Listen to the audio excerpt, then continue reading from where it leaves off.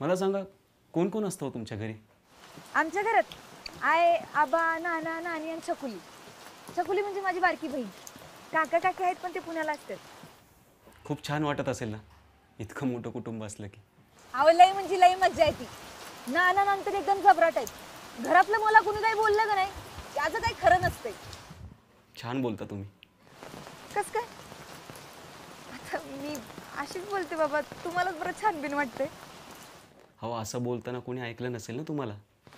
आता असं बोलते म्हणल्यावर असंच ऐकणार की. आणि कसं ऐकणार? तुम्ही खरंच भोळे आहात की मुद्दाम करताय? मला मुद्दाम कायच करायला जमत नाही. आणि तुम्हाला जर नसेल बोलायचं तर कुणी जबरदस्ती केलेली नाही. फोन ठेवू शकता. हो, मी सहजच म्हणालो. सहज पण.